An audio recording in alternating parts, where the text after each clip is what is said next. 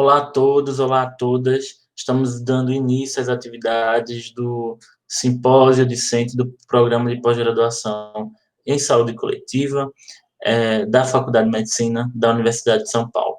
Meu nome é José Ivan Souza, sou discente do programa e, nesse momento, nós vamos realizar uma entrevista com a professora Lília Blima Schreiber, que vai falar um pouco sobre as influências, a vida e a obra teórico-metodológica da professora Cecília Donângelo, que nesse ano é homenageada do simpósio. Na mesma oportunidade, nós estamos também informando a todos os participantes que teremos, na edição desse ano do simpósio, o Prêmio Cecília Donângelo de melhor trabalho na área de epidemiologia, ciências sociais e humanas em saúde, avaliação, planejamento e gestão em saúde.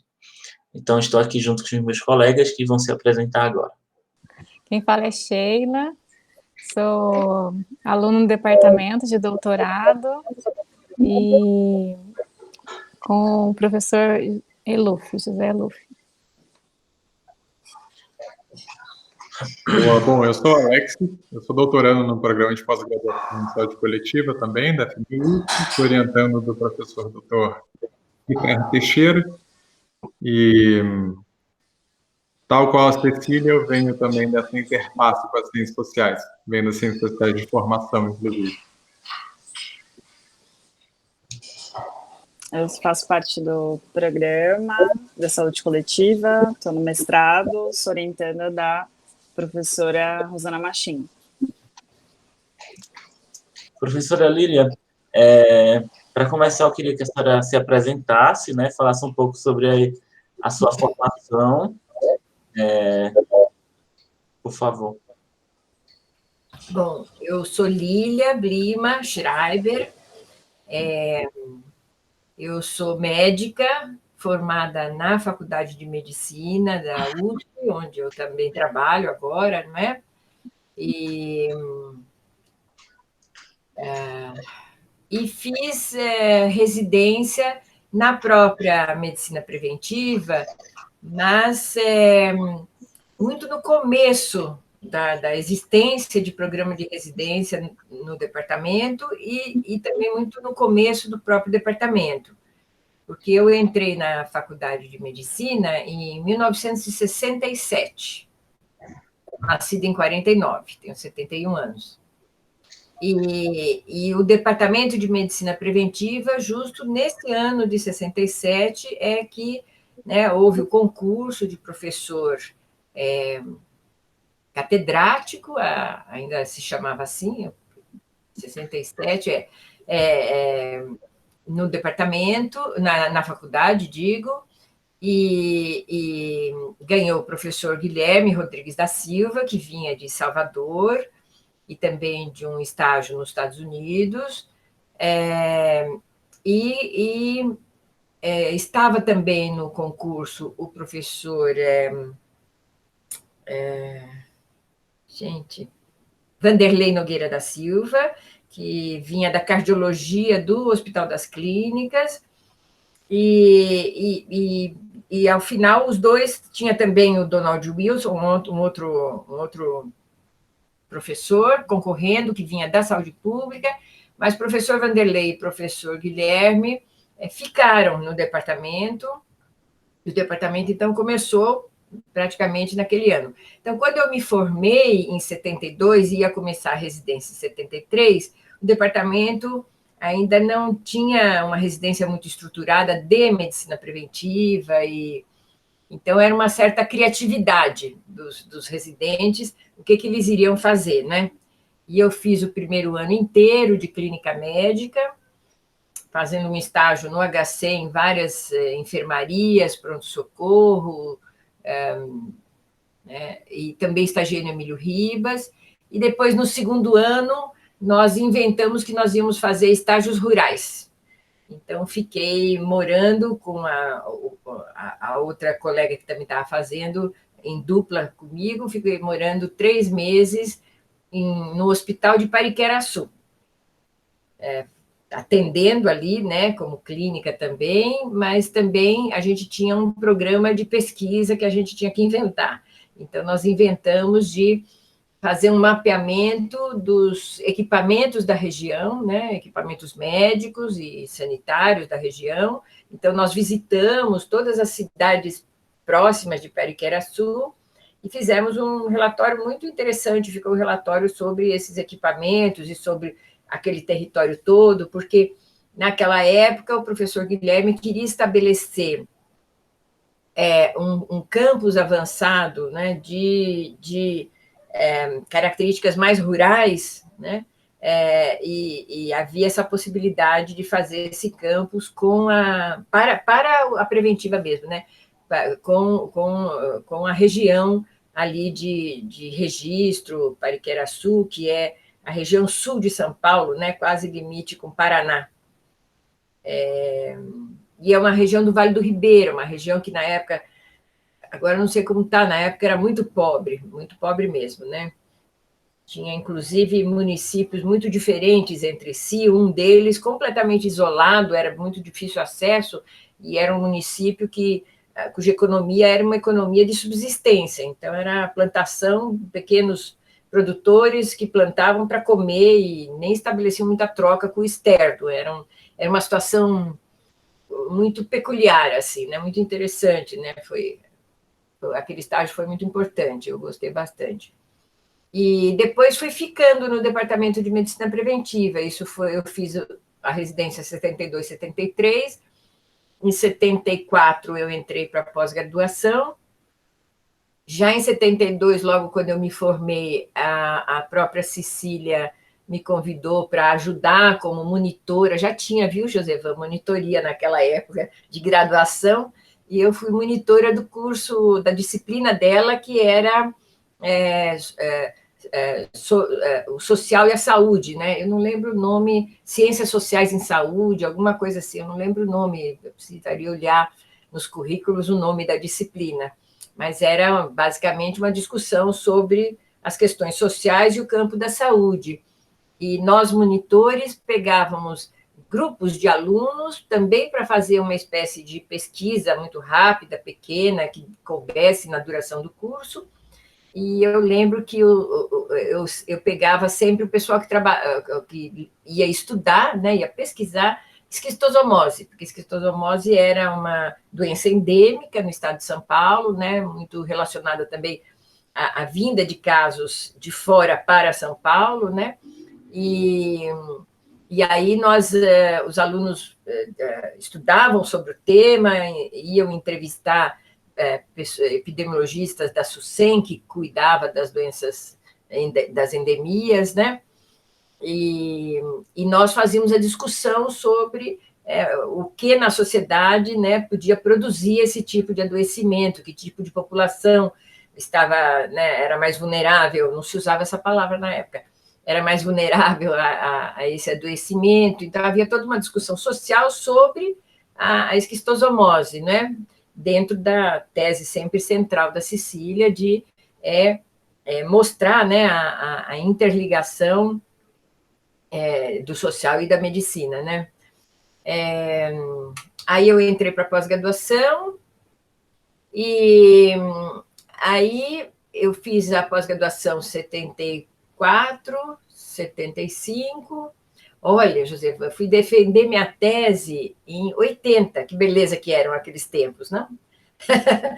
Tinha muito, não tinha assim essa questão do prazo, né? 2 anos para isso, 3 anos para aquilo, não era bem assim.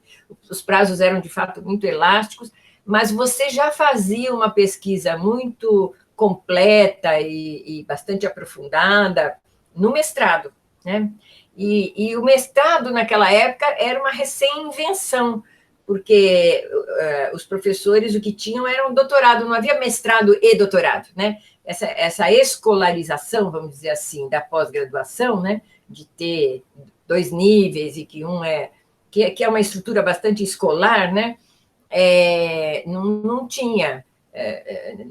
Antes as pessoas faziam diretamente o doutorado, só tinha o doutorado, porque não tinha muito essa ideia de disciplinas para formar o pesquisador. O pesquisador era dedicado a fazer a tese dele, a pesquisa dele, levasse quanto tempo, né, fosse, e tinha que se aprofundar naquilo, e as exigências eram muito grandes com esse doutorado, né? Depois, nessa escolarização, o mestrado ficou um pouco, um nível menor, né? Quer dizer, exigia-se menos do mestrando do que do doutorando, mas, de qualquer forma, eu fiz esse mestrado. Eu quis estudar...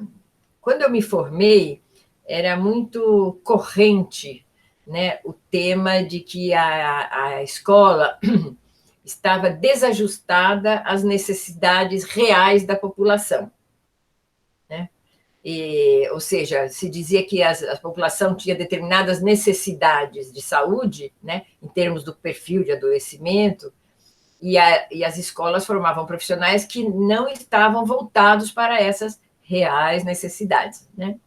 E eu quis discutir isso, quer dizer, o que é real necessidade, o que é estar ajustado, não estar ajustado, qual era o papel da educação. Então, meu estudo foi a relação educação e prática em medicina, discutindo muito o que é a educação, né, como campo social, né, o que ela representa, e por que ela deveria ou não deveria ajustar-se, o que é esse ajustamento, né? Eu chamei a isso de tese de inadequação, né? E eu discuti um pouco o que representava, né, material e simbolicamente, essa tese da inadequação. Depois eu defendi a tese, aí me inscrevi isso, resultou nesse livro, Educação Médica e Capitalismo. Que título marxista, hein? Vamos combinar. Educação Médica e Capitalismo, a inscrição né, a relação educação e prática médica na ordem social capitalista. Ó, outro título desse, não repeti mais. Mas estou brincando. Então, depois eu resolvi fazer doutorado, e no doutorado, bom, tenho que fazer um parênteses. Cecília entra no departamento a convite do professor Guilherme em 69, né? Então, eu entrei em 67 na faculdade, Cecília entrou em 69 como professora do departamento. Acontece que eu, quando entrei em 67, logo caloura, né? Quer dizer, participei das atividades todas. Naquela época estava muito em voga, em moda, o teatro universitário. Foi a época que ganhou o prêmio Chico Buarque com o Teatro Universitário do Tuca, né? Então, os teatros universitários, assim, eram muito incentivados e tal, e a Faculdade de Medicina tinha teatro mesmo, não era só aquele grande anfiteatro que vira show medicina, era encenar mesmo peça de teatro com diretores importantes, bons e tal. E eu participei do teatro, né, do GTM, Grupo Teatral Medicina. Mas logo depois, eu, em 68, me inseri no centro acadêmico, que tinha um setor que se chamava Departamento de Pesquisa Médico-Social, DPMS. E esse setor, o que ele fazia? Ele promovia, né, para os estudantes, com o apoio de departamentos, de professores da faculdade, de departamentos, em especial o departamento de parasitologia, o departamento de fisiologia, mas o de parasito era o mais importante. E depois, com a preventiva passou a apoiar, porque tem tudo a ver com a preventiva. Então, esses professores desses departamentos apoiavam o centro acadêmico, orientavam os alunos, e nós fazíamos viagens, né, pelo Brasil, né, atrás de situações como essas, de endemia de esquistossomose, endemia de Chagas, né? E nessas viagens, o que fazíamos era um diagnóstico da população local, né, de saúde da população local, e eventual orientações terapêuticas, até tratamentos, em alguns casos. Então, escolhíamos as cidades mais carentes, que não tinham médicos, e a gente visitava e fazia um pouco essa atuação muito episódica, muito mas que era interessante para os alunos, para o centro acadêmico e para a cidade ali, tinha, né, algum interesse. E os professores orientavam, e quem orientava muito era a Parasito, que na época era um departamento que quem esteve, né, quem foi parasitologista da faculdade foi o Samuel Pessoa, né? Samuel Pessoa era um grande parasitologista e um epidemiologista muito implicado com o social, muito preocupado com isso, né? Então, era um departamento, vamos dizer, de esquerda, né? Frequentado também por muitos professores de esquerda e preocupados com o social e tal. E isso em plena ditadura, porque 67, né? Como eu digo no meu memorial, eu sou geração 68, né? Ou seja, pegamos o centro, né, do período complicado da ditadura, mais complicado da ditadura, né?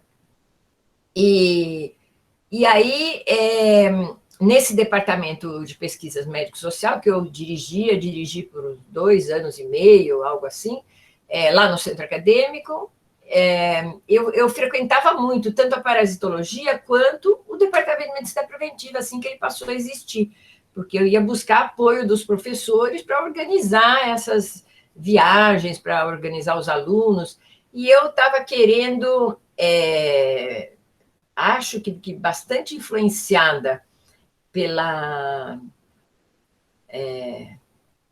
enfim, pelas discussões da epidemiologia, provavelmente, eu queria horizontalizar um pouco mais essa situação e dar ao departamento do centro acadêmico a possibilidade de atuar aos fins de semana e longitudinalmente no mesmo lugar, porque eu percebia que essas empreitadas, nós chamávamos de bandeiras científicas, né? Elas eram muito episódicas, né? Então, eu um pouco mudei essa direção para ser uma coisa mais sistemática e fizemos em Mauá, né, Ribeirão Pires, Mauá, fizemos ali em Mauá, Ribeirão Pires, uma base que funcionou por uns tempos nisso e tal. Mas aí eu comecei a frequentar a preventiva e acabei ficando muito próxima, né, tanto do professor Guilherme como dos professores dali, né, o Moisés e Euclides e tinha outras pessoas que não estão mais, né, outros professores que não estão mais, e a própria Cecília, né, com Cecília eu sempre conversava muito também.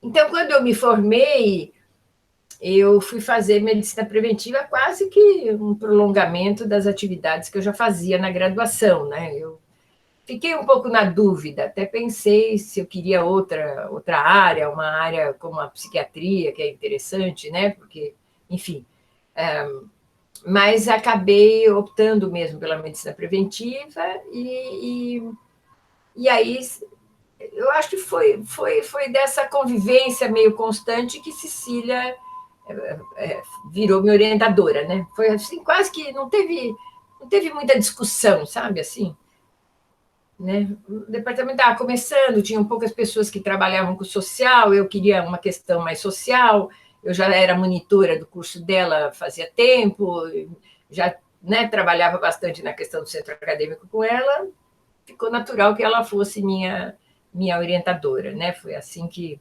tudo começou. Ô, professora, e ela chegou no departamento a convite, ela, a professora Cecília, chegou a convite do professor Guilherme, é isso? Isso. Só que ela já vinha de outro departamento antes, né? Vinha do departamento de medicina legal, porque questões sociais da medicina são trabalhadas tanto pelo nosso departamento quanto pelo departamento de medicina legal. Só que são interfaces diferentes do social, né? A medicina legal trabalha muito com as questões do direito, né? E da justiça, enfim, a segurança pública, ela está mais voltada para essa situação. E voltou-se para essa situação porque ela enfechava também, no conjunto de temas com que trabalhava, a questão da saúde dos trabalhadores, da saúde ocupacional, se chamava, né, lá dentro, né? Porque era uma medicina, se chamava naquele tempo, a medicina voltada para a saúde ocupacional dos trabalhadores, das indústrias, basicamente, se chamava de medicina socializada.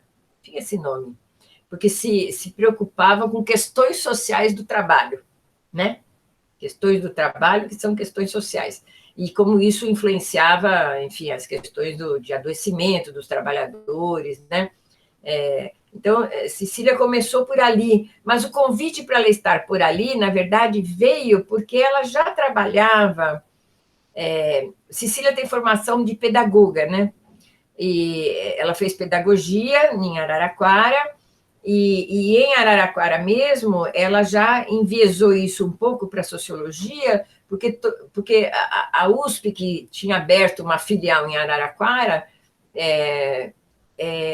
tinha como professor os sociólogos do departamento da FEFELESH, né, do campus de São Paulo. E entre esses professores, além de Florestan Fernandes, tinha o Luiz Pereira, que era um grande sociólogo, e ela acabou sendo orientada pelo Luiz Pereira, né, na tese de doutorado dela, que resultou no livro Medicina e Sociedade, que é o primeiro livro que sai publicado dela, né? Foi a tese de doutorado dela, e orientada pelo Luiz Pereira. E ela, tanto pela origem, né, como pelas questões que interessaram a ela acabou trabalhando bastante com o tema da educação sanitária, da educação escolar, no interior das escolas. Né? Quer dizer, o que era essa educação sanitária como, né, saúde do escolar, né, educação escolar. Mas aí ela recebeu o convite em função desse tipo de trabalho que ela desenvolveu ali, né, no doutorado dela. E depois, desculpe, o doutorado não foi sobre educação sanitária, lógico, foi sobre os médicos, né? Foi antes do doutorado, o trabalho que ela desenvolvia antes do doutorado, claro. Depois, quando ela veio para a Faculdade de Medicina, isso, aí ela resolveu estudar especificamente a profissão médica, né? Então, e isso virou doutorado dela, isso, né? O doutorado não foi sobre saúde escolar era algo que ela fazia já antes de fazer o estudo sobre a profissão em medicina, né? E aí ela foi para o departamento, mas ela lá devia se sentir um pouco, né, não muito satisfeita. O professor Guilherme, de alguma forma, compreendeu isso e queria uma linha sociológica para o departamento. Por quê? Porque as medicinas preventivas todas, né, quando foram propostas para serem um departamento das escolas médicas, elas tinham se comprometido a trabalhar, né, com uma interconexão, né, obviamente, saúde e estatística, matemática, né, para fazer os estudos epidemiológicos, né, e saúde e sociedade. A proposta original norte-americana é que o preventivismo devia se preocupar muito mais com os comportamentos culturais individuais no adoecimento, mas a América Latina todinha, por uma influência do Juan César Garcia, que era um importante médico, também sociólogo, também de base marxista, ele, então, propôs muito mais a sociologia para a compreensão das questões do social em relação à saúde do que a linha mais comportamentalista que a proposta norte-americana tinha, né? Então, Cecília cabia bem dentro desse contexto, e ela, em 69, veio para o departamento e logo também implantou essa disciplina de graduação, que fazia isso, né? Trabalhava as questões sanitárias enquanto questões também sociais, né? Não só médicas, mas também sociais. Então, também foi bom para ela ter a nós, os médicos, como monitores, porque ela também não tinha muita aproximação, como diz a professora Márcia Couta, que era um médico para chamar de meu na disciplina, né, da graduação. É isso, né? precisava ter alguém que, então, também trabalhasse a dimensão mais técnica, né, do diagnóstico da doença, no sentido técnico mesmo, biomédico da doença, né? Acho que é isso. É isso que você queria, Josefã? Sim, também. Professora, outra dúvida. Durante o período que ela esteve no departamento, foi criado um curso experimental, de graduação experimental. Verdade. Ela foi a protagonista da criação desse curso, e como é que ele funcionava? Eu entrei em 67, em 68 teve a proposta do curso experimental de medicina, né? A proposta do experimental tinha duas bases. Uma era, de fato, ampliar um pouco o número de vagas da faculdade, porque também, 67, 68, o estrangulamento do vestibular era muito grande, né? Quer dizer, muita gente prestava, pouca gente entrava, então ficava muito estudante fora, né, do universo das universidades e tal. Então, havia essa pretensão de fazer uma ampliação, né? Mas a outra e mais importante pretensão era de tornar o ensino da medicina diferente do que estava sendo dado no curso experimental, né? E a diferença era muito, muito inspirada por uma reforma da Harvard, né? Trazida, né, pelo professor Eduardo Marcondes, da pediatria, porque a pediatria, através do braço da pediatria comunitária, professor Eduardo Marcondes, né, era bastante próxima da proposta de medicina comunitária dos departamentos de medicina preventiva, né? Então, professor Guilherme e professor Marcondes se envolveram muito nessa proposta, mas também se envolveram outros professores da Faculdade de Medicina que tinham crítica a uma visão muito segmentar, né, que a medicina dava no ensino, né? Então, uma anatomia descritiva, depois uma anatomia topográfica, depois uma anatomia patológica, depois a fisiologia, depois isso, e nunca chegava no paciente inteiro, né? Quer dizer, quando chegava já era na parte prática do quarto ano, né? Então, isso dava uma entrada muito tardia do aluno na clínica e também dava uma visão clínica que era difícil de compor, né? O todo do paciente, né? O preventivismo nasceu nos Estados Unidos também um pouco com essa questão, né, de ver o paciente como um todo, era uma questão colocada, né, e o preventivismo nasce lá, né, nos anos 50, vem para o Brasil próximo dos anos 60, é implantado, e aí já vem muito rapidamente também a proposta da medicina comunitária, que é o espaço no qual, onde o preventivismo vai mais se realizar, né, por referência à escola médica, porque nos Estados Unidos a proposta preventivista era que ela devia resgatar o todo da educação. Então, ela devia estar permeando todos os anos e devia resgatar o paciente como um todo, numa visão de clínica mais global, né? Mais compreensiva, né? Como a gente diz, né? Eles trabalham com essa ideia de comprehensive, né? Que é algo mais globalizado. E de fato, nos Estados Unidos, muitas áreas de medicina preventiva são pertencentes a departamentos de clínica, não são departamentos isolados. No nosso caso, é que havia a cátedra da higiene, ela estava vaga, e o professor Guilherme veio, concorreu, abriu-se, né, como medicina preventiva, e rapidamente, né, o professor também procurou um local de prática, né, não só do campus avançado de Pariquera-Sul, mas também um local de prática na própria cidade de São Paulo que permitisse realizar, né, os conceitos e todas as propostas da medicina do preventivismo, né? E isso se fez pela ideia da medicina comunitária, que quando chegou meio junto, e chegou, na verdade, como uma proposição para populações mais carentes, de uma medicina simplificada, de uma medicina focalizada na pobreza, né? a OMS, as organizações, né, todas as Fundação Rockefeller, todo mundo que estava dando apoio a essa proposta do preventivismo e da medicina comunitária, viram a oportunidade dos países mais pobres, então, se valerem dessa proposta para, né, não só atender a população, mas também fornecer uma outra forma de ensino ali, né? E foi o que aconteceu. Então, todos os departamentos de medicina preventiva, né, das escolas médicas aqui, né, no Brasil, se preocuparam em ter espaços de medicina comunitária, né?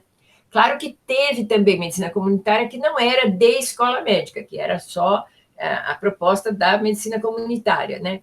Mas para as escolas médicas, elas ofereciam essa possibilidade de realizar práticas ligadas ao preventivismo, né?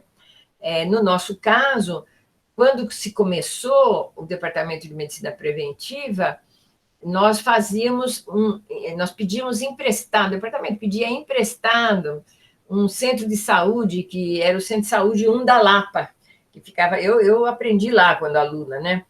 Da Lapa. Então, no Centro de Saúde da Lapa é que se fazia alguma coisa que podia ser chamada de medicina preventiva, um pouco de medicina comunitária, muito, muito vagamente, porque a gente atendia aquela população dentro de uma organização e uma estrutura que era da Secretaria da Saúde.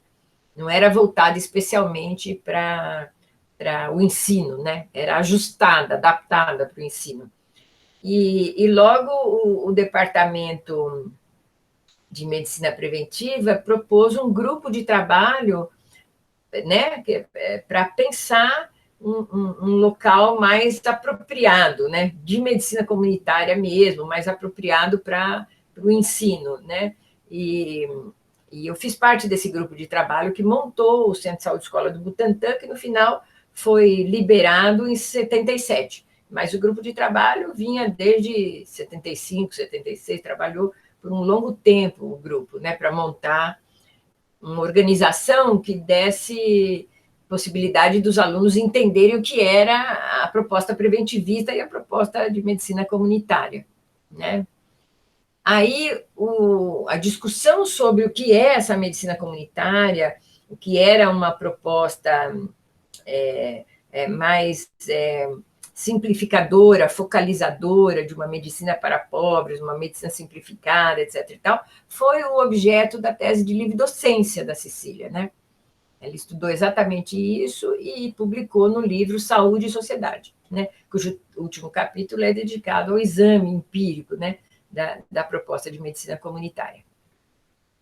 E os 2 primeiros capítulos são dedicados a discutir o que significa uma medicina que se simplifica e uma medicina focalizada na pobreza, né? O que é a pobreza para a medicina, não o que são as desigualdades sociais para a medicina, o que é o social para a medicina, como a medicina reproduz tudo isso.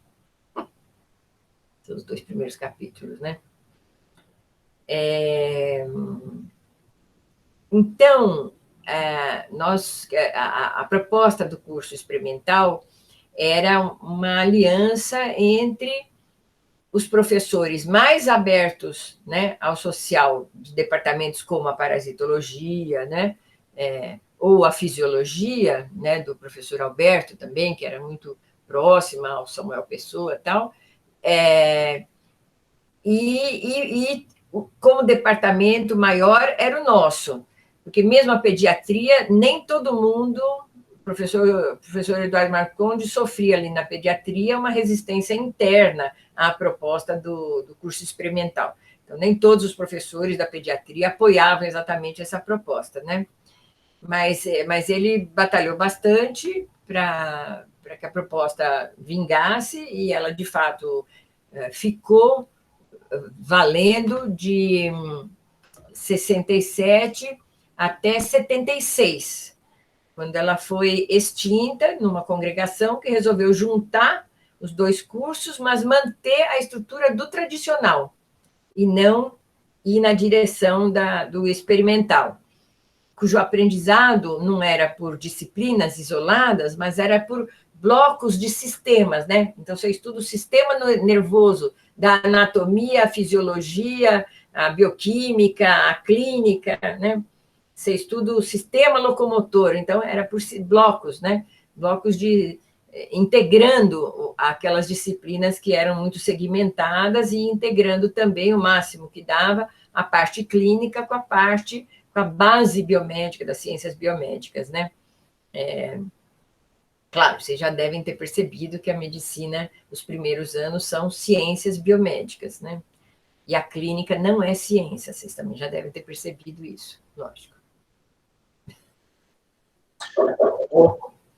Professora, uma dúvida agora. Será que nesse tempo do curso experimental, existe uma coordenadora do curso experimental? Cecília ocupava que lugar dentro desse curso? Olha, isso eu não sei te dizer exatamente. Não sei se ela tinha um cargo oficial, assim, me parece que não. Eu acho que ali havia um certo colegiado, né, no grupo coordenador e tal, e ela participava como professora implicada e tal. E também, veja, naquela época as hierarquias eram bem mais estanques do que são hoje, né? Então, se hoje a gente diz assim, nossa, os titulares têm só eles têm poder, né? Você não imagina como era o catedrático. Então,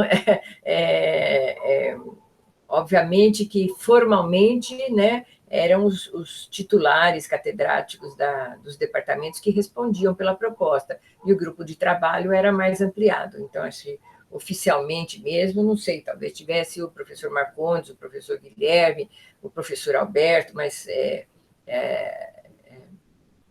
a história mesmo está publicada, né? Essa história, o André Mota publicou, as pessoas podem ler a tese de livre-docência do professor André Mota, acabou de sair publicado pela UCITEC, eu faço o pós-fácil da tese, e a tese trata bastante também do curso experimental. Cadê? Não dá para ouvir você, Josevan. Livro. Tá aí já o livro? Aqui já. O meu está no meu escaninho na faculdade, eu preciso buscar. Só clicar aqui que já vai direto para o link da UCITEC. Clicar aqui aonde? Clique aqui.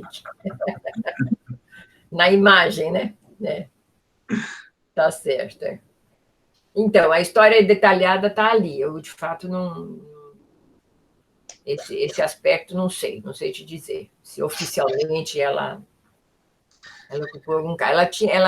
Claro, a disciplina de ciências sociais ganhou um outro estatuto no curso experimental, porque era um curso mais voltado mesmo, né, não só a pensar o organismo como um todo, mas a pensar o organismo como pertencente a um indivíduo que é um cidadão de uma sociedade, né? Havia as duas ampliações, digamos, né, em relação à medicina mais tradicional, ou seja, pensar, né, o doente como um sujeito da sociedade e pensar o doente como um corpo inteiro, né, em si, interativo, né?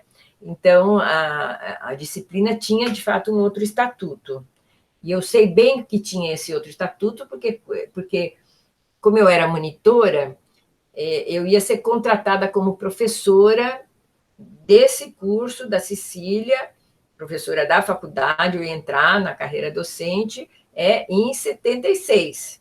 Aí fecharam o curso experimental e minha vaga voou para o espaço. E quase que fecha o departamento também, porque realmente foi um retrocesso muito conservador naquele período, né? E houve uma crise grande, aumentaram muito as delações políticas, né, premiadas pela ditadura, então, uma certa perseguição, né, contra o professor Guilherme, contra Moisés. Moisés padeceu disso também bastante, e Cecília. Moisés também está bem implicado no curso experimental e trabalhou bastante nessa direção. Então, eles foram perseguidos, efetivamente, né? Uma situação muito delicada naquele momento, 76, né? 76, um período Médici, né? Período duro. Então, havia isso, né? Havia essas delações, havia essa questão. um dos grandes professores da faculdade da fisiologia, que é o Thomas, esqueci o sobrenome do Thomas, e que no final foi para os Estados Unidos, exilado, e ficou e mora lá e tal. Ele deu uma entrevista muito interessante para a revista Interface. Então, ele relata um pouco a perseguição que aconteceu com ele e tal. Ele era nosso professor, assim como aqueles que vinham da bioquímica, né, que foram responsáveis, premiados até pela pesquisa de vacina, os Nussensweig, né, que eu esqueci o nome deles. E esqueci a vacina. Olha, gente, esse que é o problema. Eu não preparei muito aqui os dados, né? E a minha memória já também não funciona tão bem. Mas, de qualquer forma, foi um grande golpe para o departamento, muitas pessoas, né, de fato, se assustaram, e foi o momento em que eu, pessoalmente, junto com o Ricardo, até o Moisés também, nós fomos fazer o curso de saúde pública, eventualmente em busca de emprego na saúde pública, né? E fizemos, porque justamente nessa época também havia, por parte da Secretaria de Estado da Saúde, a proposta de formar rapidamente muitos sanitaristas para uma reforma que o titular da pasta, que era o professor Lezer, Walter Lezer, da Escola Paulista de Medicina, estava propondo uma grande reforma, né, da saúde em São Paulo, que antecede a reforma sanitária, e que, inclusive, brasileira, e que, inclusive, fornece muitos elementos para a reforma sanitária brasileira, né, a partir da reforma proposta aqui para o Estado. E nessa reforma proposta para o Estado, o Lezer percebeu que tinha que formar médicos sanitaristas, né, com o espírito sanitarístico de Paula Souza, de Geraldo de Paula Souza. Então, ele fez um convênio com a faculdade e rapidamente, em 3, 4 anos, formou 600 profissionais para se inserir na rede e capitanear a reforma dele nas unidades básicas, né, nos centros de saúde, né? Então, eu fui fazer isso, e aí fiz o curso no primeiro semestre de 77, e, enquanto isso, eu também trabalhei como médica, né? Eu prestei concurso para ser médica consultante, né, do Centro de Saúde Escola, do Butantã, trabalhei como consultante ali, eu tinha formação clínica, né?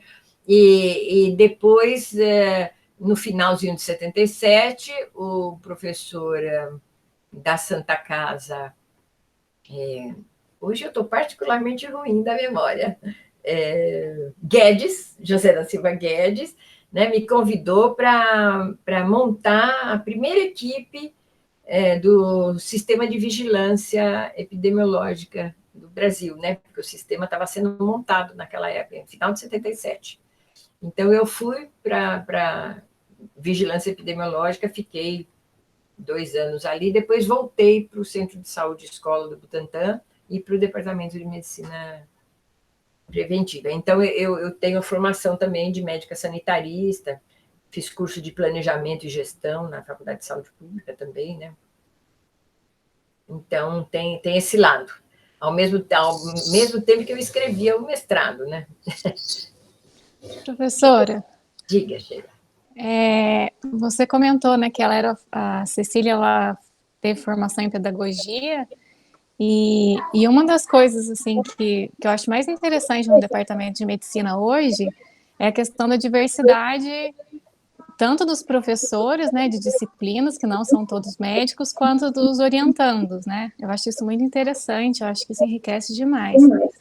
Ela foi uma das pioneiras em relação a isso, dessa diversidade no departamento ou na faculdade de medicina mesmo, como um todo?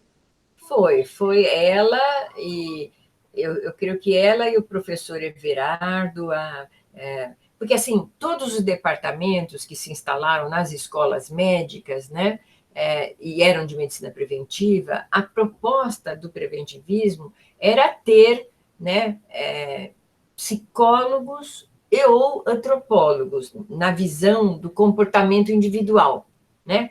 Então, a proposta ela era já interdisciplinar e ter uma certa diversidade, não ter só médicos, né, mas ter, né, esses profissionais trabalhando juntos, né, além de pessoas da matemática que dominassem estatística para os ensaios epidemiológicos. Então, o ramo das matemáticas, das hiperexatas, vamos brincar, né, as hiperexatas de um lado, né, e o social de outro, era previsto dentro do preventivismo. O que foi imprevisto foi a forma como a própria Organização Pan-Americana da Saúde, que incentivou muito o preventivismo na América Latina, a forma que isso adquiriu na substituição, digamos, da ideia do social como um comportamental pelo social ele próprio, né? Então, o Juan César Garcia foi o responsável por fazer um pouco essa transformação em toda a América Latina e pela entrada de sociólogos mais do que psicólogos ou antropólogos do comportamento individual, né? Ele quis dar essa ampliação mesmo para o social. Então, o departamento precisava dessa diversidade, né? E o departamento faz o convite ao professor Savaia, Naim Savaia, que era da clínica médica. Ele foi meu professor quando eu era aluna na clínica médica, no 3º ano, mas ele tinha feito matemática também, não é? E então ele veio com essa bagagem de um estatístico que já sabia questões da medicina, enfim, que era médico também, não é? Ele não veio como puro estatístico, né? Depois, outros médicos do departamento foram fazer formação, né, em estatística para compor essa área da estatística. A Cecília se preocupou também em ampliar e trouxe a Amélia para o departamento, né, como uma outra socióloga também para entrar no departamento, né. É claro que a porta para a antropologia foi minha, fui eu que abri a porta para a Márcia Tereza, né? Não tinha antropólogo no departamento, né? E depois a porta para o historiador, né? Não foi só minha, mas foi também minha e do professor Zé Ricardo, né? Então, nós ampliamos a diversidade das ciências humanas e sociais, né? Realmente, né? O que não necessariamente tem nos outros departamentos. Um pouco o ramo da história, mas não por historiadores necessariamente, foi cultivado em alguns outros departamentos, né? Mas todo mundo padece um pouco da restrição de vagas, né? Quer dizer, na hora de contratar tem sempre essa questão, não é? Quer dizer, a vaga vai para onde, para que área, subárea, porque todos padecem um pouco dessa... Mas foi muito importante, né? A diversidade, de fato, produz quando, em relação dialógica, produz algo muito interessante. Eu sou obrigada a dizer quando, porque nem sempre há, né? Vamos combinar. Né? Então, um cuidado com a diversidade é buscar aquilo que integra as pessoas também. A diversidade é interessante, mas se só constituir rota de fuga para separação, né, a gente tem um monte de pedaços sem diversidade, né? Então, é preocupante também, tem que ter essa preocupação, né? É preocupante ter algo que também aglutine as pessoas em torno do próprio projeto, né? Algum projeto comum entre as pessoas, né? É importante isso, né? Mas Quem tem também diversidades bastante interessantes é a psiquiatria e a medicina legal, né? Eu costumo dizer que essas 3 áreas, a preventiva, a psiquiatria e a medicina legal, são áreas de fronteiras da medicina, né? Elas ficam na periferia. O núcleo duro da medicina, obviamente, é a área clínica, né? Clínica médica ou cirúrgica, tanto faz, né? Mas a periferia, né, que faz o contato com o restante do mundo, são áreas de fronteira, e aí elas têm sempre um pouco essa diversidade, né, de contar ou com um advogado, né, com um perito legista, ou com forenses, né, psiquiatria forense, né, quer dizer, enfim, a própria psicanálise com a psiquiatria, porque tem um instituto de... Né, tem correntes psicanalíticas dentro do Instituto de Psiquiatria, né? Enfim, quer dizer, São as diversidades dessas áreas de fronteira, são bem interessantes mesmo.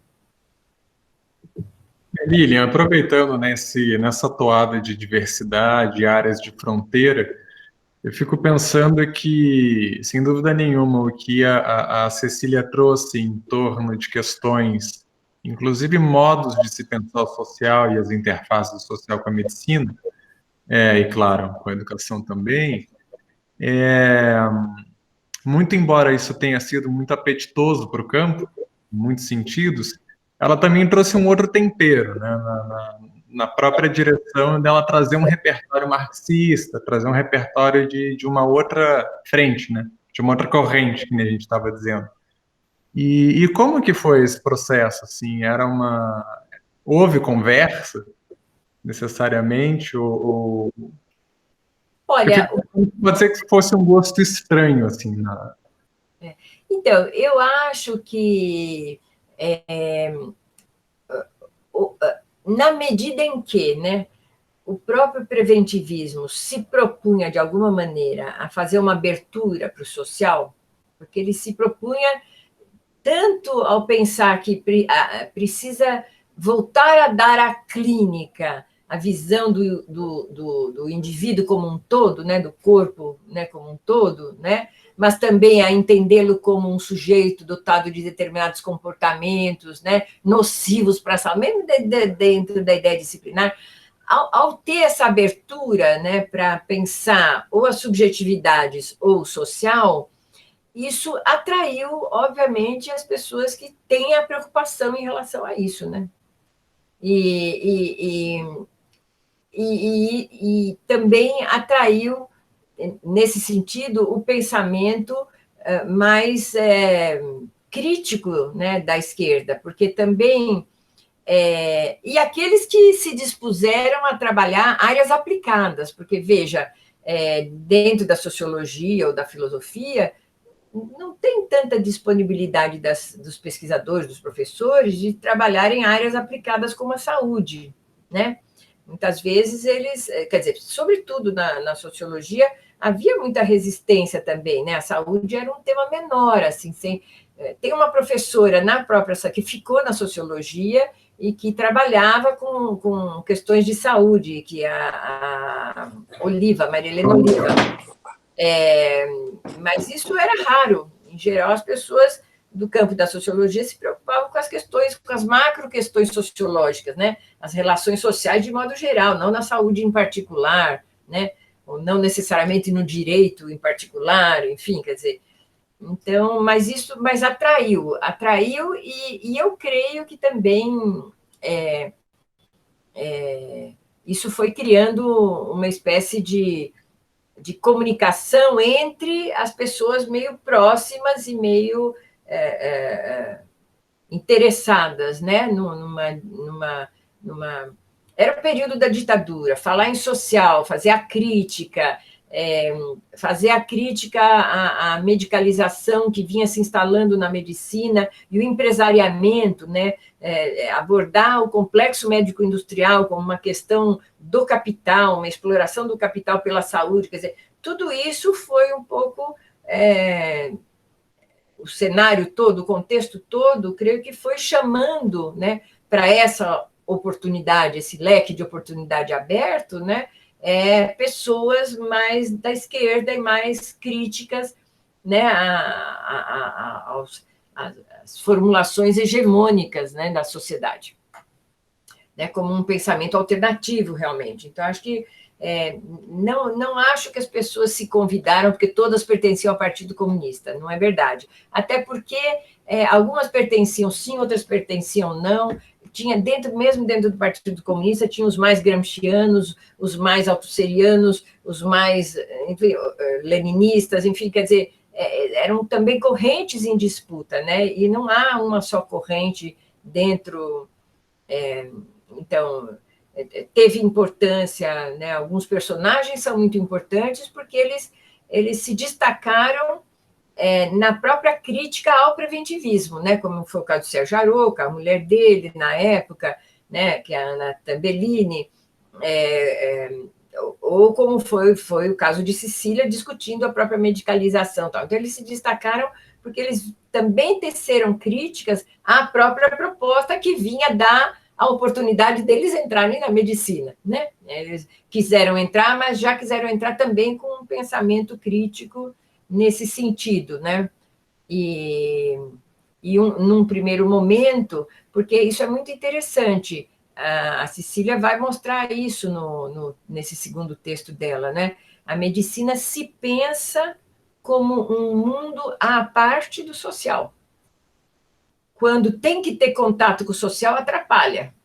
Porque a gente vê os médicos dizendo isso. Bom, se eu pudesse exercer a medicina, né, com todos os requisitos técnicos, tecnológicos necessários, o mundo seria perfeito. Eu só não posso porque o social atrapalha. Né? Ou porque a política do governo não dá dinheiro suficiente, ou porque politiza o que não deve ser politizado. Na epidemia está claríssimo isso, né?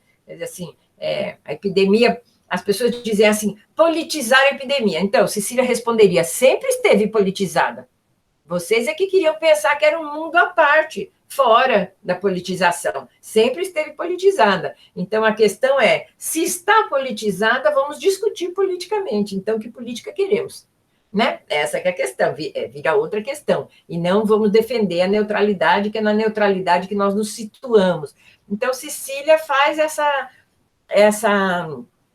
quase que, né, uma denúncia política na análise sociológica que ela traz da relação medicina e sociedade, mostrando o quanto a medicina se vê hegemonicamente, aí não é homogeneamente, mas hegemonicamente, um mundo à parte do social e à parte do subjetivo, a gente pode acrescentar, né? Lógico, né? Porque centrada, obviamente, no referencial da lesão anatômica para a definição do que é uma patologia, né? A medicina está centrada num referente estritamente biomédico, do qual está apartado toda a questão social e toda a questão política e toda a questão da subjetividade, né? Então, muito... Ela traz toda essa discussão e ela traz tentando mostrar como Aroca também traz essa discussão, como Ricardo Bruno traz essa discussão, Everardo traz essa discussão, Madel Luz traz essa discussão, quase todo mundo traz essa discussão, mostrando o quanto, de fato, a medicina, né, reproduz a sociedade, né? Institucionalmente, como o Madel analisou bem, tecnicamente, como Ricardo e Cecília analisam bem, das formulações políticas, né? Como, enfim, a Escola de Campinas analisou bem, enfim, quer dizer, todo mundo vai analisando no sentido de mostrar, né? Mas Cecília, de fato, foi bastante pioneira nessa colocação, né? Ao tratar da consubstancialidade do técnico com o social. Né? Aí ela chama para dentro da técnica, e não só como uma circunstância, porque a ideia de um mundo à parte é dizer assim, bom, o social é uma circunstância que eu tenho que enfrentar, mas não precisa estar dentro da medicina. E ela, quando vai dizer, não, é consubstancial com a técnica, reconheça isso ou não, né? Quer dizer, os médicos reconhecendo isso ou não, eles reproduzem a desigualdade da sociedade, eles reproduzem o capital na sociedade, mesmo sem perceber, né? E reproduz através da técnica. Não é reproduz porque a gestão do hospital não sei o quê, não é reproduz porque há um contexto externo, não, é no interior da técnica. Então, o trabalho da discussão pelo interior da técnica, isso é muito o nosso departamento, né? Isso é muito Cecília, depois Ricardo Bruno, depois eu, depois, junto, na minha geração tem Maria, na geração de Ricardo Bruno tem Ricardo Lafetá, Eleutério, que também formou-se pelo nosso departamento, enfim, há muitas pessoas que através dessa primeira colocação de Cecília, né, vão expandindo essa demonstração do quanto a técnica está comprometida com essa reprodução do social, tal como ele está estruturado dentro do modo de produção capitalista, né? E ao tentar mostrar isso, obviamente, pela técnica, você vai tirando a neutralidade da técnica e vai politizando a técnica, né? Claro, é a grande questão que ela traz com esse livro, né? Então, foi de um grande impacto esse estudo dela nesse sentido, porque ela... E Madel também é uma das pessoas que também busca muito vir por dentro da técnica, né? Madel, com a discussão que ela faz sobre a racionalidade médica, né, os sistemas médicos, é super importante, super interessante, e quando ela examina por dentro da técnica mesmo as questões, as tentativas de neutralização, né, de uma técnica neutra. Claro, e para o pensamento médico, a técnica ser neutra é que é ético. Né? Veja a distância que se coloca com a nossa reflexão, né, do que é ser ético, né? Então, há o espanto mesmo dos médicos em geral, dos profissionais de saúde também, que são bastante, né, colonizados pelo pensamento médico de modo geral, eles se espantam quando a gente diz que eles não estão sendo éticos porque estão tratando só da lesão. E eles dizem, não, mas aí é que nós estamos sendo bem éticos, porque aqui na lesão não tem o social, não tem o político, não tem o gênero, não tem a subjetividade, não tem o racial, não tem nada que incomoda. Existe uma certa discussão sobre esse pioneirismo do que a gente chama hoje de saúde coletiva, né? Quem realizou, quem publicou a primeira tese do que se chama hoje de saúde coletiva. E essa discussão gira em torno de Cecília e de Sérgio, né? Sérgio Aroca. De fato, quem foi a pessoa pioneira na produção de conhecimento dentro do que a gente chama hoje de saúde coletiva? Pergunta antimarxista clássica. Quem foi? Como quem foi? É o tempo histórico, não foi quem, né? Assim, vou contar uma história para vocês. Eu tinha acabado de entregar minha tese de mestrado, achando que eu estava abafando. Falei, nossa, eu estou com as questões assim que ninguém tá. Eu sou, né? Olha, eu acabei de depositar, passou assim, acho que uns 2 meses, foi publicado em livro uma tese da Unicamp, de outra área, né? Da área da educação, tratando questões muito similares às minhas. Eu falei, gente, não acredito que o cara pensou a mesma coisa. Aí eu pensei bem, falei, entendi o que é o contexto histórico e a historicidade. Vários pensam a mesma coisa porque estão vivendo um tempo que é das mesmas questões. Isso de quem sai na frente é de só menos importância. Mas, em todo caso, veja, Aroca escreve a tese dele em 75, defende, desculpe, em 75, e Cecília defende em 75. Só para chatear. As publicações é que são muito depois, na forma de livro, né? As teses foram desenvolvidas no mesmo... Eu andei um pouco atrás para ver isso no mesmo ano, mas são teses que tratam de questões um pouco diferentes entre si. Elas não tratam exatamente da mesma questão. Não é? Porque Cecília vai mostrar no primeiro livro a relação entre as políticas públicas de Estado, né, e a intervenção dessas políticas no mercado de trabalho dos médicos e a repercussão disso para os médicos. Aquilo não é um estudo, todo mundo fala assim, é um estudo do mercado de trabalho dos médicos. Nananina. É só olhar o primeiro capítulo e ler de novo, que ela trabalha o que é uma questão social para o Estado moderno. Né? Ou seja, ela está fazendo outro tipo de discussão. Então, essa era uma colocação dela para pensar mesmo a relação do social, né? E, obviamente, né, do Estado, que representa o político, o poder público, com a medicina, né?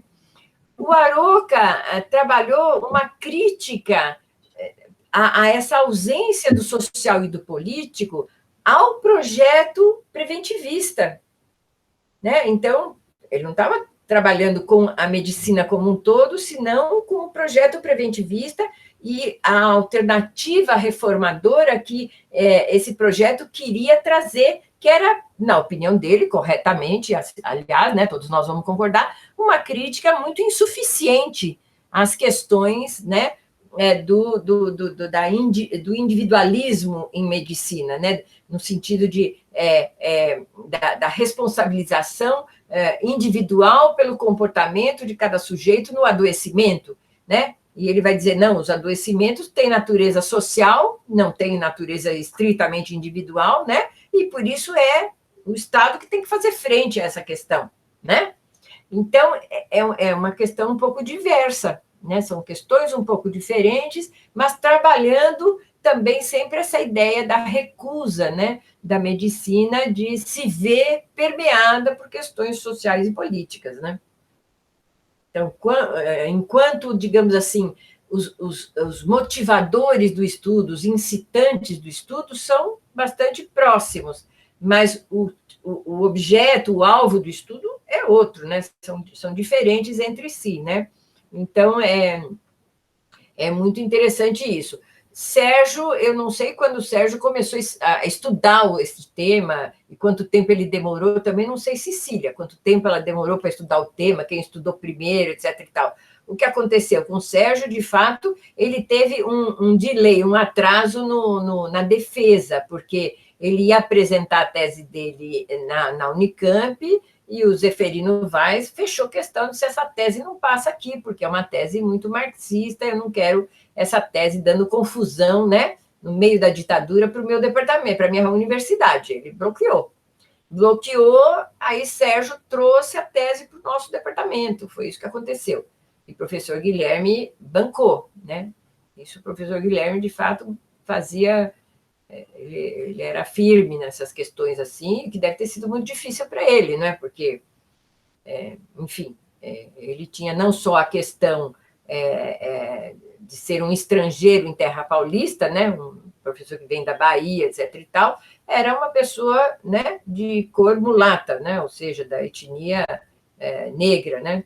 E isso na faculdade, obviamente, era alvo de, né, chacota, alvo de inferiorização, né? Enfim, quer dizer, ele deve ter sofrido o pão que o diabo amassou na faculdade, né? Óbvio, no tempo dele, então, era pior ainda, né? Do que agora, tem uma discussão mais aberta um pouco, né?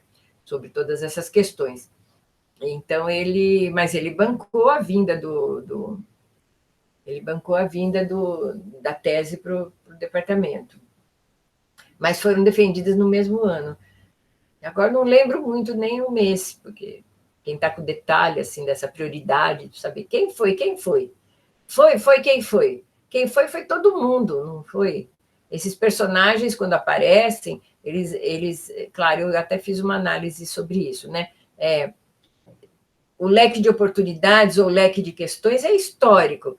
Que algum personagem assuma mais e faça frente, representa, sim, uma ousadia, uma coragem daquele indivíduo, né? Mas a questão e o reconhecimento da questão não é individual, de fato, ela está colocada naquele momento né? E muitas vezes você vai ter até pessoas muito interessantes, implicadas, às vezes até mais interessantes do que o autor que escreveu, e elas não aparecem, não publicam, enfim, estão inseridas de outra forma, né? Enfim, eu acho que as pessoas podem se despreocupar desse assunto tão pós-moderno.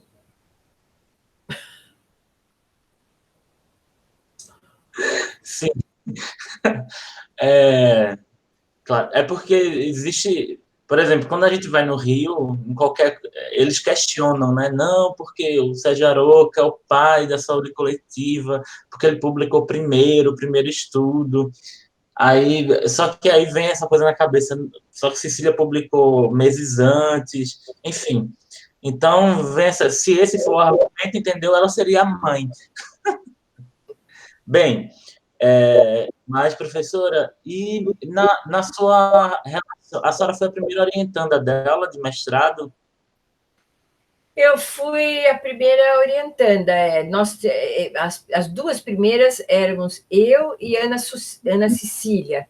Cecília Sucupira, que é médica da pediatria, né? Fomos, as duas primeiras de mestrado fomos nós.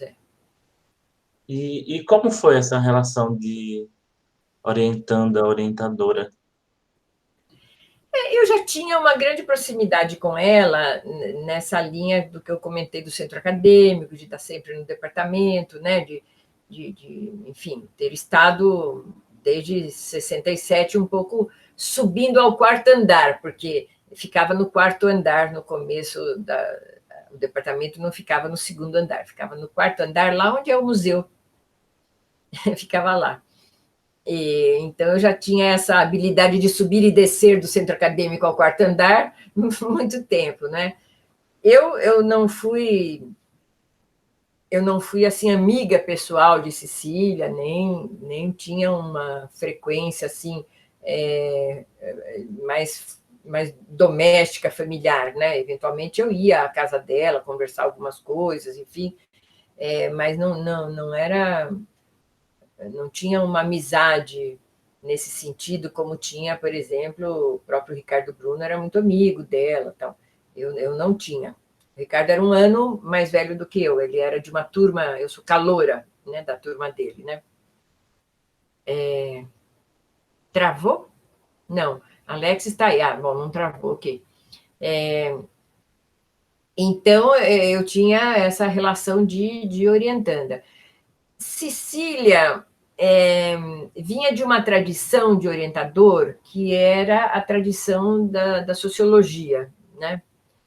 E na tradição da sociologia, também, ela vinha dessa época em que o primeiro nível já era o doutorado, e o doutorado sempre teve essa característica de um trabalho autoral, né? De um autor, né? Não é de uma equipe, é isso que eu quero dizer, porque hoje em dia a gente, né, os alunos pegam parte do trabalho de uma pesquisa grande para ser o seu trabalho e tal. Não tinha isso, né? O doutorado era autoral, ou seja, a pesquisa era só daquela pessoa, a pessoa tinha que escrever a tese, tinha que entregar a tese, né? Ela vem desse tipo de cultura, né, acadêmica. Então, ela atuava como orientadora também em conformidade com esse tipo de cultura, né? Quer dizer, ela tinha, enfim, lia o que a gente trazia, primeiro que tinha que trazer, levar escrito, isso de levar, estou querendo fazer isso é só para uma conversa de botequim inicial, não valia, né? Tinha que levar alguma coisa escrita e dizer, bom, esse é o texto, aí ela lia o texto e comentava algumas coisas e dizia, bom, não, tá, isso está ruim, tá, né? Reescreva, né? Reescreva. Era assim, né? Quer dizer, dava algumas indicações e tal, mas o pressuposto era que você fosse mesmo autor, né? Que o autor fosse você, não é? A orientação era só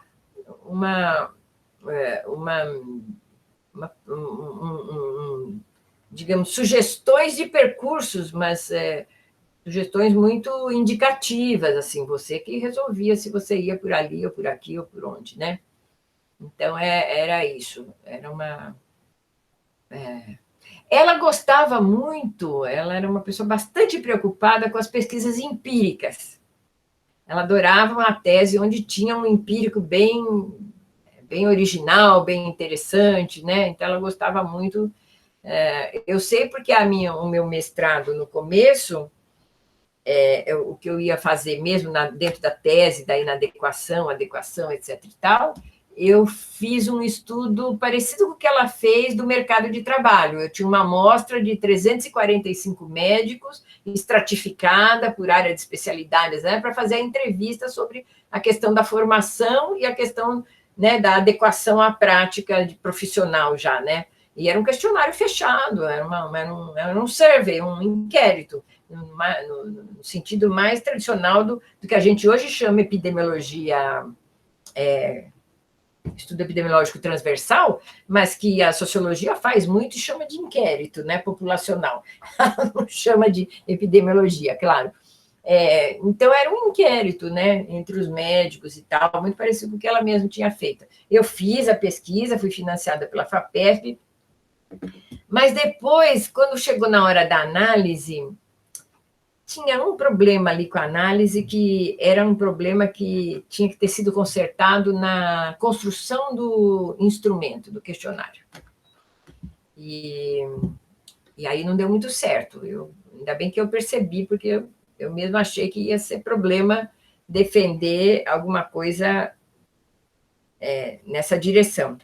Então, eu desisti daquele estudo, apresentei o estudo num congresso até tal, ficou interessante, mas eu desisti de analisá-lo como um todo e resolvi fazer um estudo documental, também na linha de educação e prática médica, mas o meu empírico eram os documentos, né, de construção da escola médica, que era, basicamente, eu usei o relatório Flexner, né, de 1910, e depois o de 1926, acho, enfim, eu usei Flexner para isso, para a consolidação da proposta que vigora, né, na modernidade de escola médica, é esta, e lancei mão também dos documentos do preventivismo e da medicina comunitária, que representavam uma crítica à escola flexneriana já, né?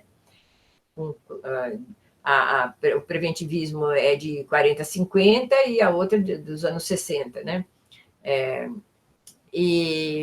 Então, eu fiz o estudo da instauração, né, do pensamento e da instituição mais hegemônica na formação, depois essas leituras oferecendo críticas a essa construção anterior e propondo né, o preventivismo. Então, eu fiz uma análise documental, foi isso que... A análise documental, eu acho que ela não gostou muito da análise documental, porque ela não era tão importante na época, me parece, né? O questionário, o survey, poderia ser mais interessante, né? Mas aconteceu esse problema e também ela teve, justo no período em que eu tomei essas decisões todas de desisto disso, faço aquilo, ela estava com graves problemas familiares, então também ela não participou tanto dessa minha decisão. E tinha essa coisa autoral, gente, né, que você se vira um pouco sozinho, né?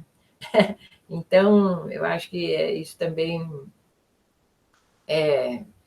Depois, quando eu me inscrevi para o doutorado, né, ela tinha construído uma grande proposta em torno de medicina, tecnologia e sociedade, né? Ela queria fazer o estudo da tecnologia na medicina, e foi um financiamento da FINEP muito grande, e ali se inseriram 4 doutorados, Ricardo Lafetá, Maria, eu e Ricardo Bruno, né?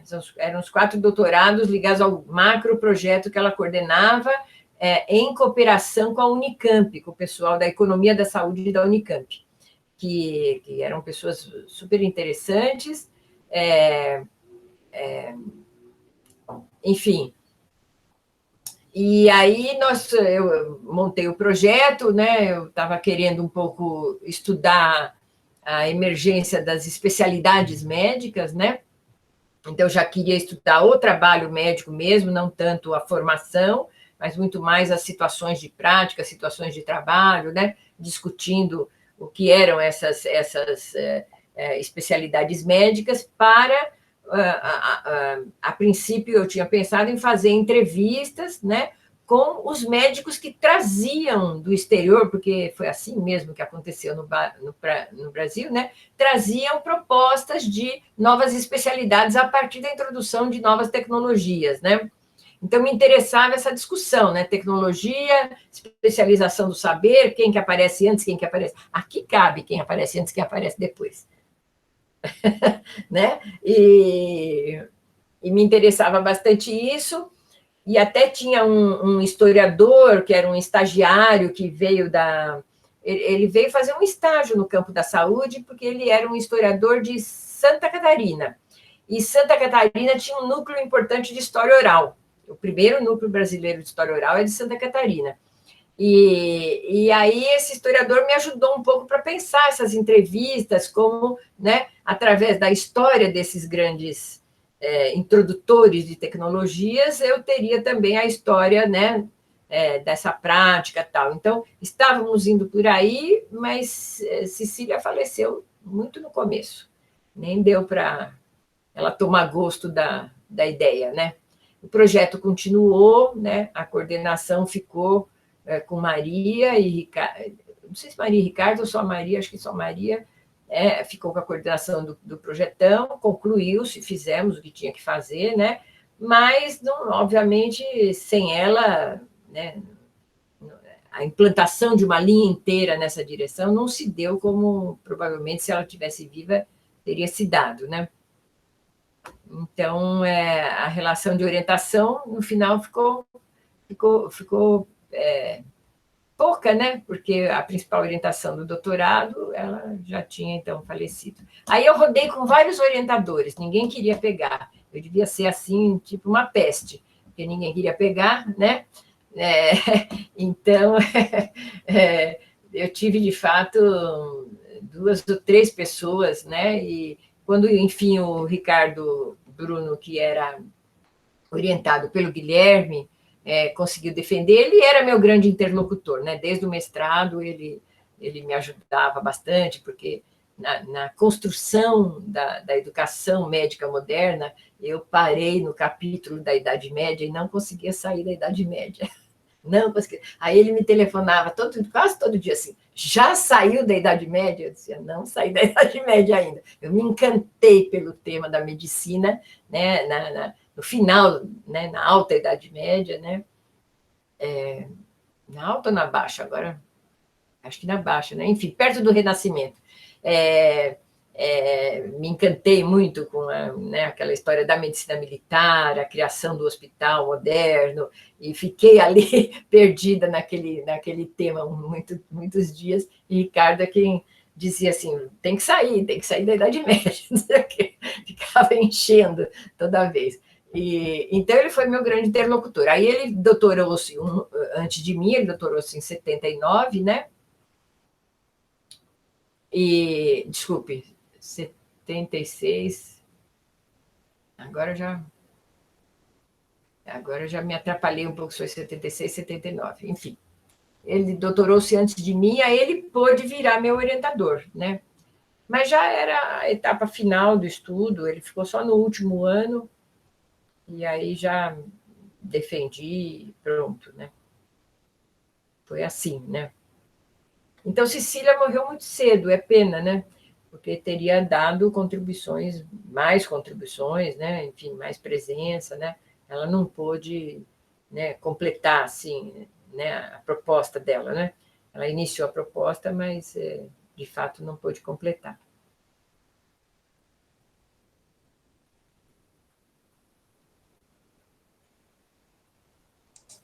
Acho que a Adriana tem uma pergunta. Estava esperando para ver se ninguém mais queria fazer alguma observação. Então, professora, eu acho que você já deu um bom pano de fundo, assim, para a pergunta que eu queria fazer. Você fala bastante da sua trajetória, né, dos seus caminhos dentro da academia, como é que foi os seus estudos, por onde que você percorreu, como é que foi, inclusive, esses desafios para encontrar o orientador depois do falecimento da professora Cecília. Eu acho que seria interessante você comentar um pouco quais são as contribuições acadêmicas, políticas, metodológicas que você reconhece da Cecília no seu trabalho, assim, na sua carreira, na sua trajetória como um todo, o que mais te pega, né, o que mais te chama a atenção, sendo que, enfim, você comentou de várias contribuições dela, né, poderia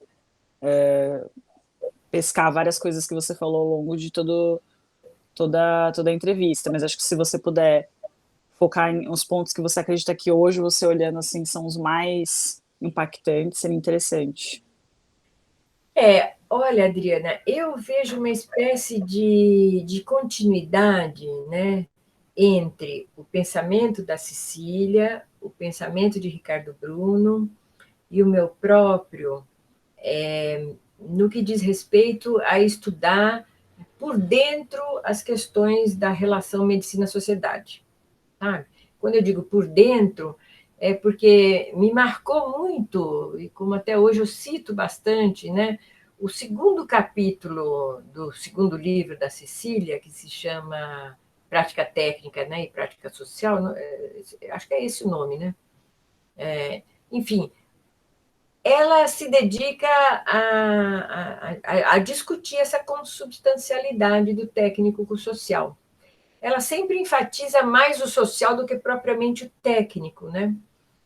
E o que aconteceu com o Ricardo e comigo é que, até porque somos médicos, para nós o técnico, né, ganhou mais vitalidade no estudo, né? E nos detalhes do técnico, porque isso é muito interessante, né?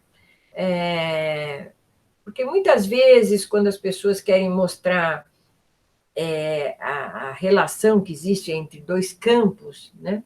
Se eu pegar a saúde, é um campo, né, enfim, claro, colonizado pela medicina, mas se chama campo da saúde, e o campo sociológico, digamos, né? Se eu quero fazer essa discussão, muitas vezes a discussão fica na fronteira, quer dizer, é como se cada um falasse do outro pela exterioridade e não pela internalidade do próprio outro, né? Então, no nosso caso, a internalidade da medicina ficava bastante facilitada, não só pelo domínio da linguagem, né, dos médicos, tal, mas como pela possibilidade de levantar novas questões e ter indagações a partir do exercício prático da própria medicina, né? Eu lembro que, quando eu voltei da vigilância epidemiológica para o departamento, Cecília me perguntou: você quer ficar aqui comigo, na sala dela, que é onde a minha sala era a sala dela, deram para mim por isso mesmo, porque a sala da Cecília vai para você, eu digo, é isso mesmo. Então, ela falou: você quer ficar aqui comigo ou você quer ficar no centro de saúde, onde o Ricardo Bruno tomava mais presença ali, colocava as questões de pesquisa dele lá, né? Aí eu falei: no centro de saúde. Ela ficou brava. Ela falou: eu achei que você ia ficar aqui comigo, porque não precisa ser médico e praticar medicina para ter as questões. Eu lembro que eu respondi isso para ela, eu falei: precisar não precisa, mas facilita muito. E é verdade, porque né, facilita. Tanto é verdade que a gente já tinha estudado Canguilhem, e foi o que fez Canguilhem. Canguilhem, um filósofo, né, discípulo de Bachelard, que, quando vai estudar o vital, né, vai fazer medicina. E ele acaba atuando como médico na guerra, né? Ele levou tão a sério que ele virou médico mesmo, né? E ele vai fazer, e o argumento dele era esse: eu quero entender por dentro, né? Esse olhar, essa linguagem, essa aproximação, eu quero entender por dentro. Então, faz uma diferença entender por dentro ou uma aproximação que é mais exterior, né? Eu acho que Cecília depois acabou concordando que faz uma certa diferença, né? Não é impeditivo, é isso, como ela falou, impedido não está o sujeito, mas há uma e foi muito interessante eu observar isso nas entrevistas que eu fiz com os médicos. Não só como eles se abriam muito mais quando eu dizia que também era médica, mas como eu era capaz de entender o que eles estavam querendo dizer pelo domínio da linguagem comum, né? Fica muito mais fácil de entender, né? Onde está o social na percussão, né, de um corpo? Onde está na anamnese, né? Quer dizer, eu acho que tem uma riqueza nesse sentido bastante interessante, né? E, claro, não é todo mundo que precisa fazer essa trajetória, mas se alguns fazem, é bem interessante para adensar mesmo, né? Essa consubstancialidade, né? Adensar internamente. E Ricardo foi fazendo isso por dentro mesmo do trabalho médico, ficou muito interessante, mas ele também morre muito cedo, né? Ele também morre com 40 e poucos anos, né? Então, também ficou uma obra meio interrompida, né? Eu que já cheguei aos 71, tive a oportunidade de estar continuando um pouco mais, né? Enfim, aprofundando questões, e, enfim, algumas já estavam colocadas, né? Antes eu aprofundo e tal. Então, eu vejo uma relação, né, de continuidade nessa linha, que também me foi apontada pelo próprio André Mota, como historiador, né? Que ao historiar na sua livre docência sobre o Departamento de Medicina Preventiva, a história, né? Ele também ele falou para mim, não, mas eu vejo essa espécie de continuidade, e claro, né, como eu vivi mais, eu também pude produzir mais, né, pude andar um pouco mais em algumas direções, né, porque é muito interessante que quando eu abracei o tema da violência de gênero, eu disse, está aí um tema que é bem social e que vai trazer desafios epistemológicos e práticos que a medicina não pensou e que eu que estudo a medicina não tinha pensado, né? Então, e foi o que aconteceu, foi muito interessante, porque eu comecei participando dessa linha por uma até oportunidade, convite da Simone Diniz para fazer uma pesquisa conjunta com o coletivo feminista na linha de violência de gênero e tal, e fui me aprofundando e fui vendo ali questões que, então, só no meu estudo eu não tinha visto, questões que foram sendo trazidas por esse tema tão desafiador, porque tão externo. Ele, aparentemente, é muito externo, né? E aí foi colocando questões. Hoje mesmo, com os residentes, tive essa discussão. A violência de gênero traz para o interior como desafio epistemológico e prático nos serviços a questão do silêncio que ronda, né, as pessoas que vivem violência. Elas têm muita dificuldade de falar, quem ouve tem dificuldade de ouvir, não é? Porque é assustador, né? É radical relatar, rememorizar é horrível, ouvir também é horrível, então, com muita rapidez, o tema se torna invisível. Ora, se tem alguma coisa que a medicina não vai conseguir ficar, é na invisibilidade, pois o que ela fez, como diz Foucault, foi ver para enunciar. Ela precisou ver, né? Então, como ela vai trabalhar com uma questão que não se vê, que é invisível, não se coloca? Então, isso trouxe uma discussão muito interessante, depois para os estudos que eu orientei na linha do trabalho médico, que foi o do Rogério Gomes, que estuda a dialética, humanização e desumanização, né, na alienação em medicina, e o Yuri, né, que trabalha com Hannah Arendt, trazendo também uma discussão sobre o conceito de humanização no campo da saúde coletiva. Então, para pensar as questões de humanização, essa outra incursão que eu consegui realmente traz muita riqueza de indagações, de dúvidas, né? É um tema, como eu disse, é um tema militante, né? Ontem deu uma aula para a Rede Não Cala sobre isso e acabei dizendo, bom, se a saúde pode apoiar a luta das mulheres, né? E nesse sentido requalificar também nesse apoio à luta das mulheres, né?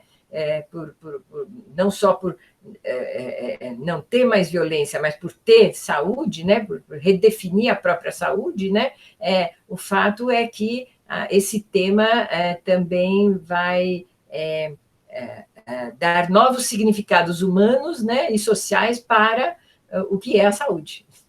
Né?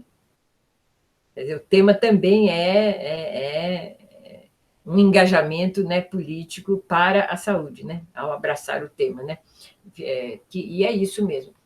Então, por que eu comecei a falar disso, Adriana? Agora eu já me esqueci, voei. Eu estava falando a utilidade da linha, da reflexão, sim, a importância de Cecília. Então, exato. Eu acho que Cecília, a questão da consubstancialidade e da medicalização, porque ela trabalha a medicalização em dois planos, que são bem interessantes. Uma é o da leitura dos adoecimentos e, portanto, de que decorre uma certa leitura do que seja o cuidado, né?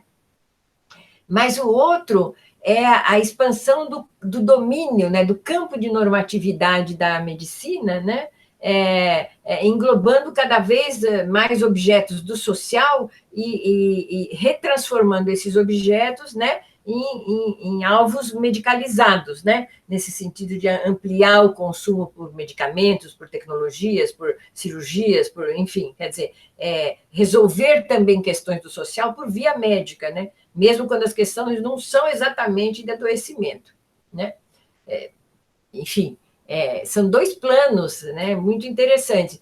Isso ela não chegou a desenvolver, né, ela só postulou ali como questão. A própria consubstancialidade ficou num certo plano quando ela analisa a medicina comunitária, mas, por exemplo, ela não teve oportunidade, mas me encanta também essa discussão, que vem até a partir do Foucault, quando ele diz assim, o hospital, né, que se moderniza, que se torna um instrumento de cura, vai ser o centro da experiência médica. Pois é, a Cecília analisa a possibilidade de mudança desse centro para a medicina comunitária a partir dos estágios dos alunos que vão fazer, né, por via do extensionismo da universidade, né? Quer dizer, estarem em serviços, isso representa uma área de extensão, mas a extensão modifica a experiência nuclear médica quando desloca do hospital para a atenção primária. Isso dá um desenvolvimento imenso, ninguém desenvolveu exatamente. Fala-se um pouco da importância do território, né, da importância do comunitário, né, da importância de vários elementos do social que são capazes de, bastante, né, detonar a experiência médica centrada no hospital. Mas cadê os estudos? Cadê as análises? Cadê as pesquisas? Não tem muito, quer dizer, é para desenvolver ainda, né? Então, ela não teve essa oportunidade de até prosseguir um pouco nessa linha, né? Porque, claro, né, como eu digo, eu faço um capítulo, né, naquele saúde do adulto, né, programas e ações na atenção primária, eu digo, bom, que um cuidado seja tecnologicamente mais complexo não quer dizer que a assistência seja mais complexa, né? Que o tratamento, melhor, né, recolocar nesses termos, um tratamento tecnologicamente mais complexo não é necessariamente, né, um cuidado, uma assistência mais complexa, né? Porque a pessoa acamada no leito do hospital está a serviço da tecnologia e da medicina. A pessoa no território é desserviço, porque ela está constantemente voltando para situações em que ela adoeceu, né? Então, a complexidade do cuidado é muito maior com poucos instrumentos do que a complexidade do cuidado com muitos instrumentos. Com muitos instrumentos tecnológicos, a complexidade é dessa ordem, da manipulação daqueles instrumentos, mas não do cuidado da pessoa para ela voltar à vida dela, né? Tanto que todo mundo fala isso, quer dizer, as doenças crônicas, tipo diabetes e hipertensão, são as mais complicadas de ter sucesso, né, em termos atuais, porque são crônicas e que estão na vida da pessoa o tempo todo. Então, isso significa uma outra experiência médica para o aprendizado. Veja bem o que significa, né? Agradecer a senhora por ter disponibilizado esse tempo, por ter, né, falado um pouco sobre a sua trajetória, interface com a trajetória da professora Cecília também. Então, eu é que agradeço a vocês a oportunidade, né? Também sempre bom falar de Cecília, destacar a importância dela, né? Então, foi bom. Ainda bem que vocês me deram esse espaço. Obrigada, professora. Obrigadão, Lili. Sempre bom te ouvir. Obrigada, Lili.